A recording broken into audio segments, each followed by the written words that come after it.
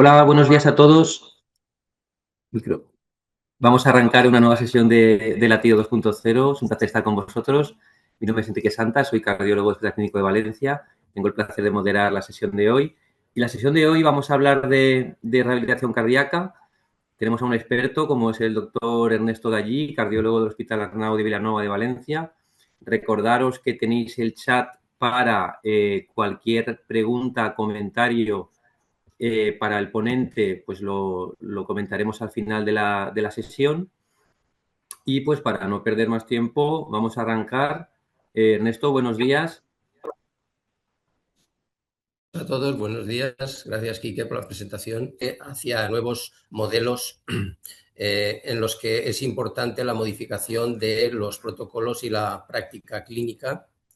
Y para comentar los datos que me parecen más relevantes y mi propia experiencia, agradezco la invitación de la Sociedad Valenciana de Cardiología y Organon. Me gustaría comenzar, como no, recordando que la rehabilitación cardíaca comenzó en España a andar aquí en Valencia, en el Hospital Provincial, de la mano de los doctores Tormo y Velasco Ramí, a los que me gustaría rendir tributo. Ya por aquel entonces se había demostrado que la rehabilitación cardíaca mejoraba la capacidad de esfuerzo físico, favorecer la vuelta al trabajo, reducir repercusiones psicológicas, retrasar recaídas o reducirlas en número y aumentar la esperanza de vida. Objetivos que actualmente aún están en vigor a pesar de haber avanzado muchísimo en la revascularización en el síndrome coronario agudo. Me gustaría también comentar que tan solo 2 años más tarde, en 1974, aparece este artículo en el que se demuestra cómo un sistema audiovisual cerrado, es decir, por una metodología de telediagnosis, conectaba una consulta en el aeropuerto Logan de Boston con el Hospital General, de forma que los médicos del hospital a distancia podían diagnosticar problemas médicos a los pacientes del aeropuerto. Así que no voy a hablar de una metodología de rabiosa actualidad, pero sí de cómo nuevas estrategias y protocolos pueden modificar la práctica clínica y ayudar al tratamiento de nuestros pacientes con enfermedades cardiovasculares.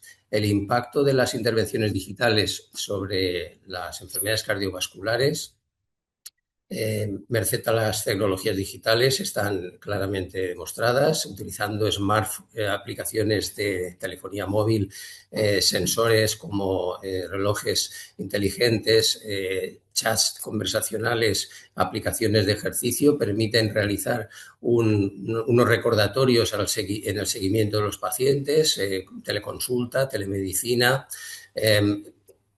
visualizar contenido educacional y últimamente incorporar aplicaciones de inteligencia artificial, y todo ello mejoran el acceso de los pacientes a estos servicios, mejoran la calidad de vida, mejoran la salud emocional de los pacientes, son coste efectivas, mejoran la adherencia al ejercicio y además ya se ha comprobado que reducen mortalidad y reingresos hospitalarios.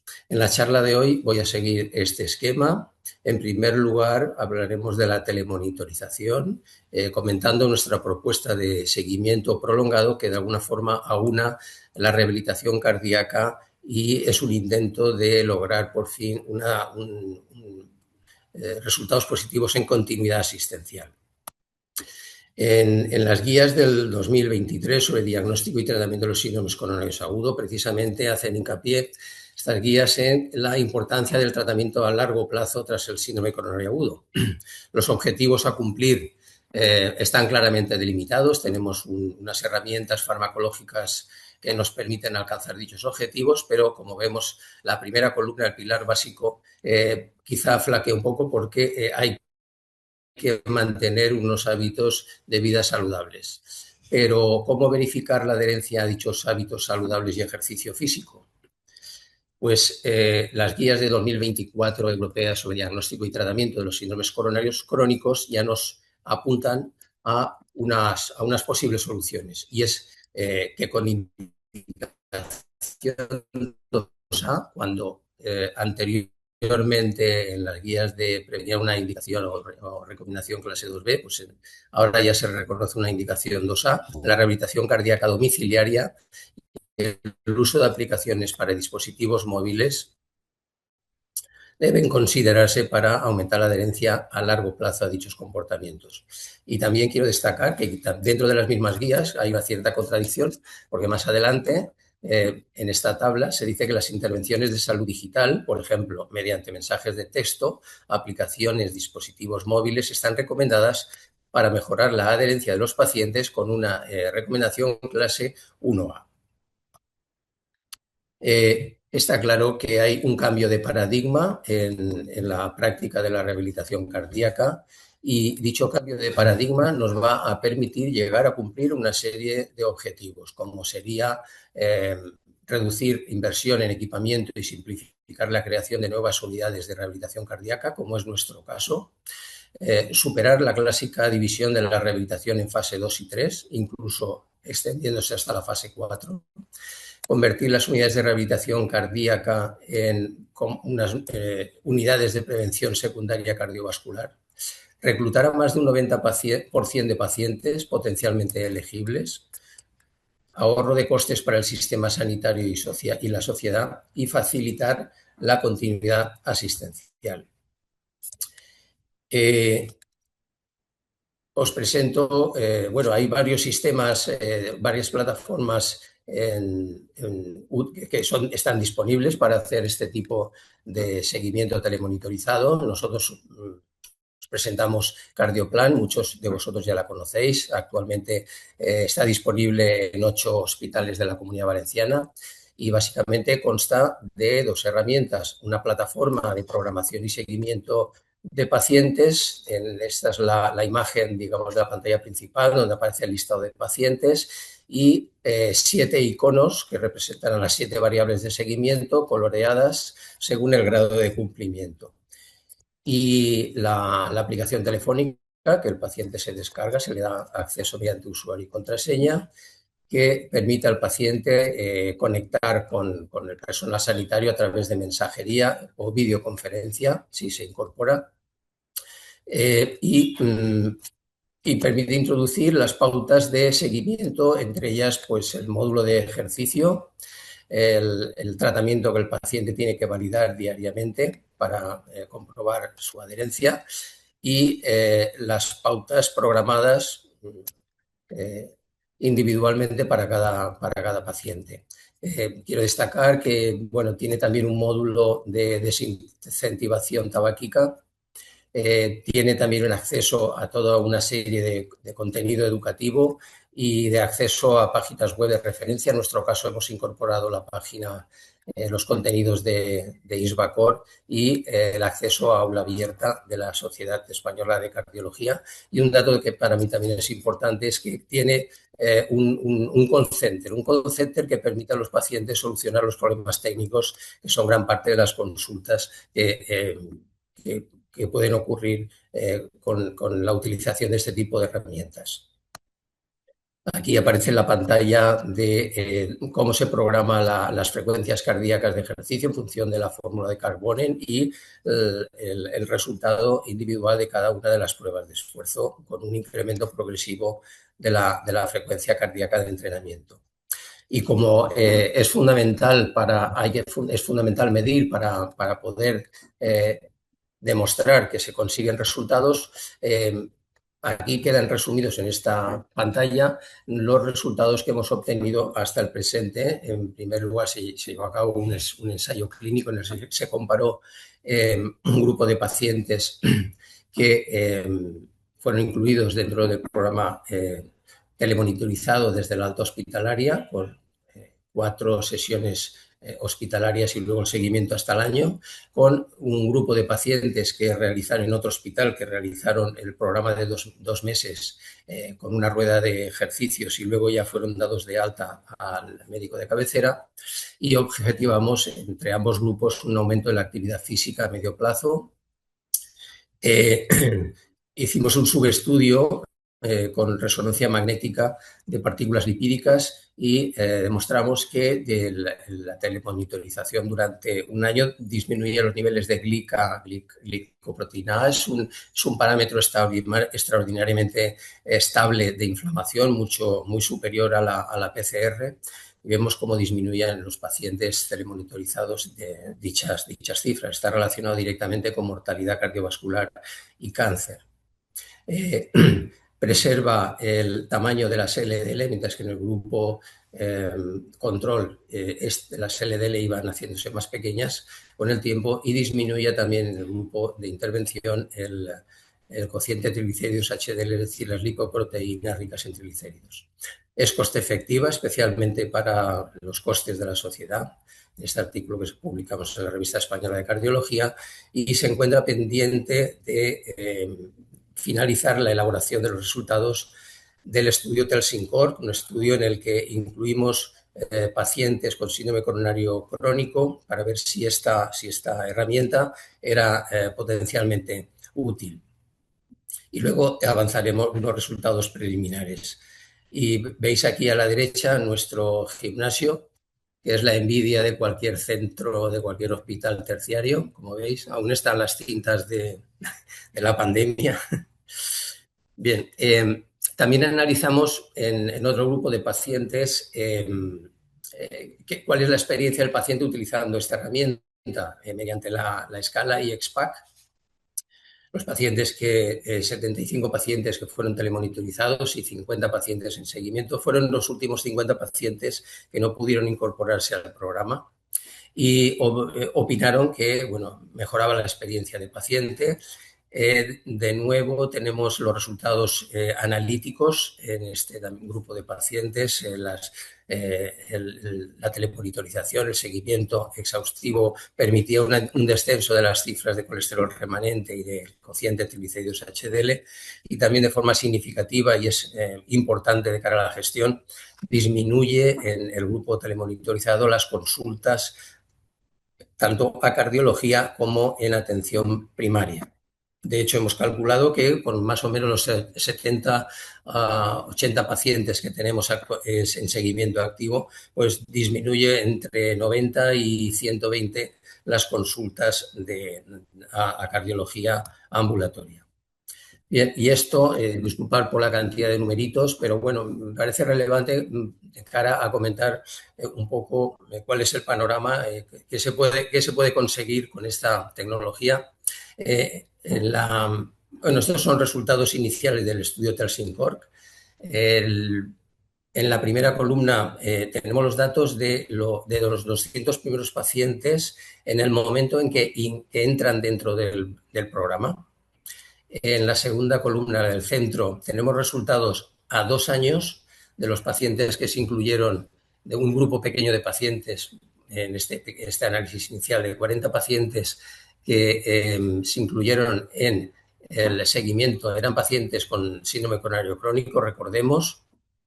En la segunda columna, pacientes que acababan el año de seguimiento inicial y por tanto ya pasaban a ser seguidos ambulatoriamente, pero se dividieron en dos grupos, unos que siguieron utilizando la aplicación otro año más, es decir, 2 años, y un grupo a los que dejaron de utilizar la aplicación, pero por motivos de muestra, pues los incluyo también dentro de esta columna. Y a la derecha, pacientes reclutados en los centros de salud, 3 años y 4 después del evento coronario agudo. No pudimos incluir pacientes con solamente 2 años de seguimiento porque prácticamente desde hace ya 2 años todos los pacientes, el 90% de pacientes que tienen un síndrome coronario agudo entran dentro del programa. Una cosa a destacar es que el colesterol LDL vemos que está bien controlado, ¿no? Estamos centrados en la prevención secundaria, objetivando el colesterol LDL, pero vemos que no hay grandes diferencias entre la entrada en el programa, 56, 56,8 a los 2 años, incluso en pacientes crónicos que son controlados por el médico de cabecera. Pero ¿dónde están las diferencias, las ventajas? Pues de nuevo volvemos a las partículas ricas en triglicéridos. Cuando empiezan el programa tenían unas cifras de 2,7 colesterol remanente 22. Al final del programa, porque por el tamaño muestral hay una disminución, pero que no es significativo, no se ve en la columna de F1, pero lo que sí es importante es ver cómo pacientes que llevan 2 años de seguimiento tienen una dislipemia heterogénica de menor grado que aquellos pacientes crónicos que están en el ambulatorio, a pesar de que el colesterol LDL es similar. Ello se asocia también a una disminución de la grasa visceral. Comparamos los valores a los 2 años de estos pacientes, 9,6 versus 11,3 en los pacientes crónicos. Es normal y lógico que tengan una mayor capacidad de esfuerzo y aumentar la distancia recorrida en el test de los 6 minutos, marcha. Y también pues, hay una cierta mejoría en cuanto a la calidad de vida cuantificada mediante la escala EQ5D. Estas dos diapositivas que vienen a continuación son las que yo les presento a los pacientes y que sustentan un poco y que explican el porqué de estos resultados. El ejercicio físico, que es el que al fin y al cabo, junto a la dieta, va a mejorar el pronóstico de nuestros pacientes, aumenta el tamaño de las partículas LDL, la obesidad, resistencia a la insulina, por supuesto vosotros lo sabéis de sobra, disminuye la presión arterial y la inflamación. Y aquí tenemos los alimentos que son antiinflamatorios naturales. Quizá no hay que buscar nuevos antiinflamatorios porque los disponemos de ellos con nuestra alimentación, siempre y cuando los ingeramos de forma mantenida y sostenida, al igual que nos tomamos una aspirina o una estatina. Así pues, tenemos los ácidos grasos omega 3, polifenoles, los flavonoides, carotenoides, antocianos, todo tipo de antioxidantes, vitaminas, que con las sustancias químicas que contienen, referidas a la izquierda, entre ellas una muestra, actúan sobre dianas terapéuticas fundamentales de la inflamación, de la activación de las células inflamatorias y sobre el endotelio vascular, como son la ciclooxigenasa, la inhibición de la ciclooxigenasa, lipoxigenasa, fosfolipasa 2, PIPARS, óxido nítrico sintasa endotelial, la central nuclear del cambio fenotípico hacia inflamación, que es el NCKB, factor de necrosis tumoral o las distintas interleuquinas. Y aquí un poco finalizo la primera parte de la presentación y cambiamos de síndrome. Vamos a ver qué puede ofrecernos la telemonitorización tras el alta hospitalaria por insuficiencia cardíaca. La rehabilitación cardíaca en insuficiencia cardíaca, no hace falta recordarlo y en esta revisión hace hincapié en ello, mejora la calidad de vida relacionada con la salud y contribuye a disminuir rehospitalizaciones y, por tanto, es una indicación con de clase 1, un nivel de evidencia A, tanto en las guías europeas como estadounidenses. A pesar de este impacto, resulta que los pacientes con insuficiencia cardíaca no acceden a los programas de rehabilitación cardíaca. Se estima que entre un 5 y un 50%, probablemente en nuestro medio, no sé si llegaríamos al 5%.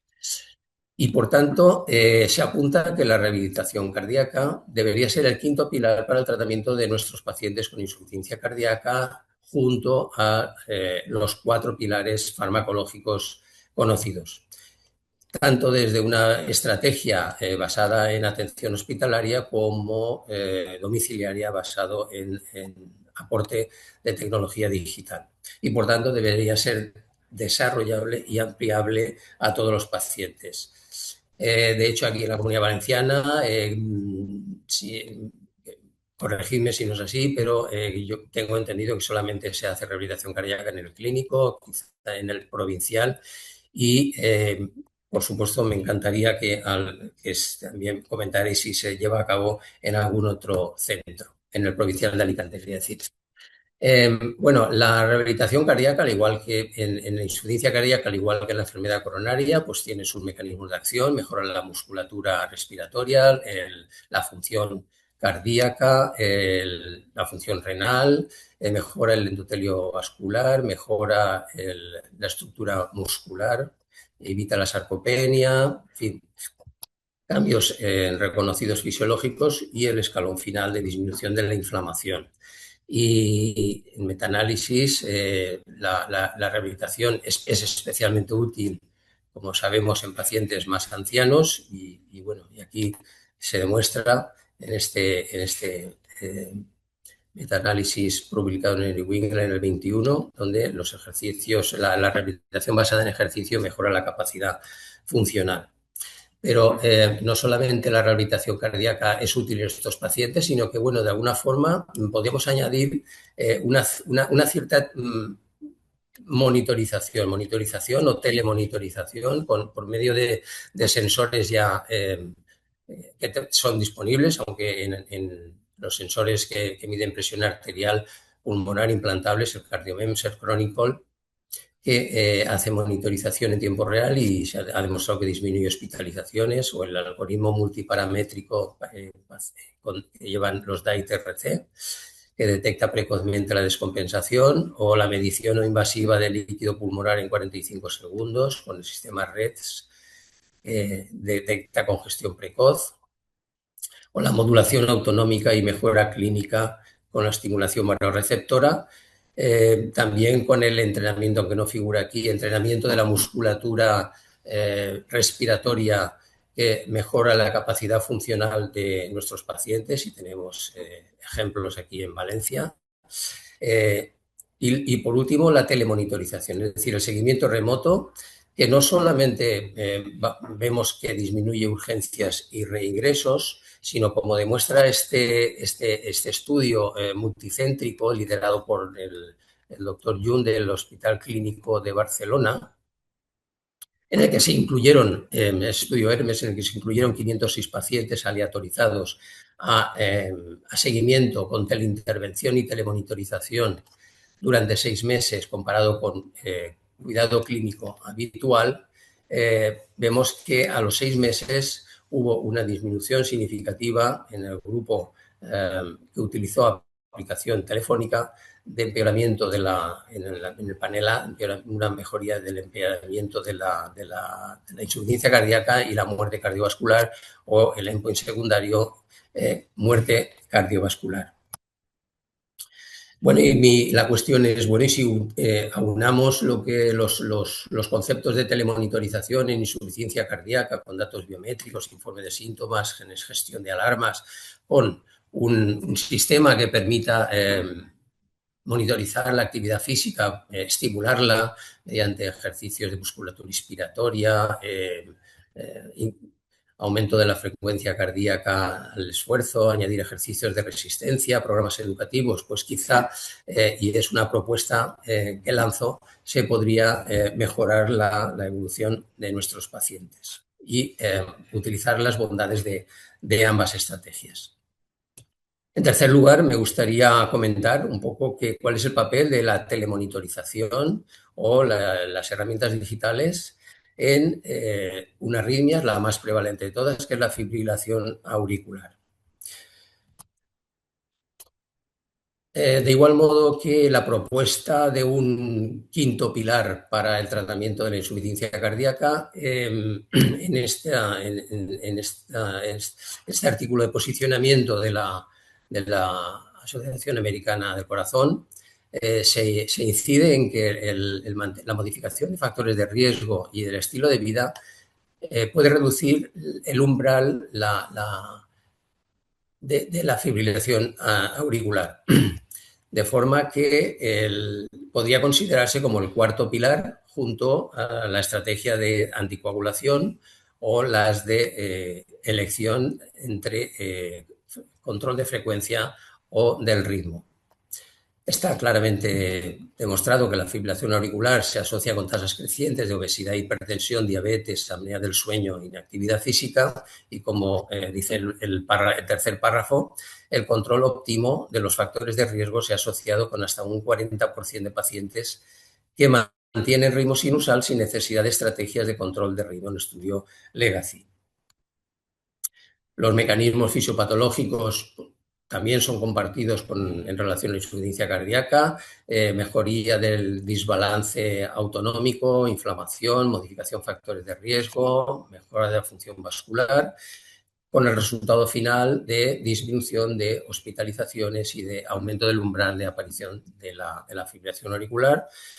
Y tenemos que, digamos, enfrentarnos pues, a las clásicas barreras que impiden el acceso, pues, distancia respecto a los centros sanitarios, motivación, por supuesto, incorporación de la disponibilidad de estas herramientas y facilitaría con estas herramientas de salud digital el tipo de entrenamiento y el ajuste a las preferencias de cada paciente. Bueno, esto es un metaanálisis. Bueno, para añadir más datos al respecto, una actualización de la revisión Cochrane con 20 ensayos clínicos muestra que el ejercicio, la rehabilitación basada en ejercicio reduce la recurrencia de FA, la severidad de los síntomas y la frecuencia de los episodios.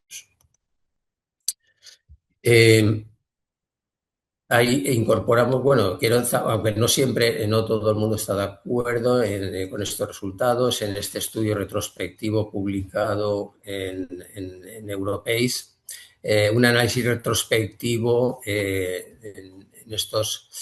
realizado en Bélgica no encontró que disminuyera la recurrencia de fibrilación auricular en pacientes que seguían una rehabilitación cardíaca estructurada. Entonces, los análisis multivariantes tendrán que evaluar si el impacto de la rehabilitación cardíaca está relacionado con algunas características de pacientes que pueden haber contribuido a problemas de confusión en el estudio. Y otro aspecto relevante que me gustaría comentar a este respecto es la utilidad las utilidades que nos pueden proporcionar los sensores de frecuencia cardíaca, en concreto los relojes inteligentes, y se encuentran en marcha dos estudios. Este es ese estudio, el REACT-AF, en el que se comparan dos estrategias. Pacientes que tienen un Apple Watch son randomizados a seguir el tratamiento anticoagulante, como indican las guías, de forma continua, o retirarlo en función de la presencia o no de fibrilación auricular detectada con el reloj, de forma que si tienen un episodio de arritmia se inicia anticoagulación mediante la estrategia de peeling de pocket durante 30 días y luego se retira. Hay incluidos 5.500 pacientes en 100 centros en Estados Unidos y se esperan los resultados para 2027. Y esta es la última diapositiva, de forma que, bueno, vamos a intentar resumir un poco todo lo que hemos comentado, que puede aportar la telemonitorización, la telerehabilitación en pacientes con síndrome coronario agudo, la rehabilitación cardíaca híbrida, mayoritariamente domiciliaria, disminuye reingresos siendo igualmente efectiva y permite reclutar a la casi totalidad de los pacientes. La telemonitorización prolongada mejora el riesgo lipídico residual, la composición corporal, calidad de vida, estrés emocional, la experiencia de paciente y disminuye consultas presenciales. Y por último, con la estrategia de seguimiento prolongado, la prescripción de la disponibilidad de dicha herramienta permite realizar o definir una nueva ruta asistencial que facilita la continuidad de cuidados y la autogestión en salud. Con respecto a la insuficiencia cardíaca, me gustaría comentar que tras una descompensación hay una disminución de reingresos y el riesgo de nuevos eventos fatales y no fatales, y que la rehabilitación basada en ejercicio y control de alimentación mejora la calidad de vida y proporciona efectos aditivos. Con respecto a la fibrilación auricular paroxística, la rehabilitación cardíaca podría aumentar la probabilidad de mantener ritmo sinusal y podría facilitar, esperemos los resultados de los estudios, facilitar la estrategia de anticoagulación discontinua y que pudiéramos disminuir la la presencia de hemorragias no deseadas. Y esto es todo. Finalizo aquí mi charla. Y Perfecto. Ernesto, muchísimas gracias por la excelente presentación. Muy bien, pues sin más dilación, acabamos la presentación de hoy y bueno, nada, yo sin más emplazaros en primer lugar para nuestro congreso anual, que recordaros a todos que es ya del 6 al 8 de mayo en Benicàssim.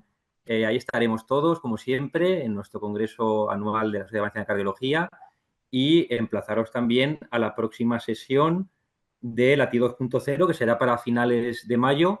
Sergio, estamos... No sé si tenemos a Sergio conectado. Por supuesto, muchísimas gracias a Organón, como siempre, por el apoyo y la logística. Sergio, emplazamos la siguiente charla. Sí, es el 28 de mayo, exactamente, en el que el doctor Sergio García Blas, del Hospital Clínico Universitario de Valencia, dará una charla sobre una TAVI para toda la vida. O sea que esa será la presentación que dará. Y muchas gracias, también muchas gracias al doctor Ernesto Dalí por su excelente presentación y a ti, por supuesto, doctor Enrique Santas, por moderarla. Y nada, decir, aclarar también que esta presentación quedará colgada también en Organon Pro y por supuesto, en la web vuestra de la sociedad, a la cual agradecemos también que nos permite seguir patrocinando este tipo de eventos. Perfecto. Muchísimas gracias a todos. Un saludo. Gracias.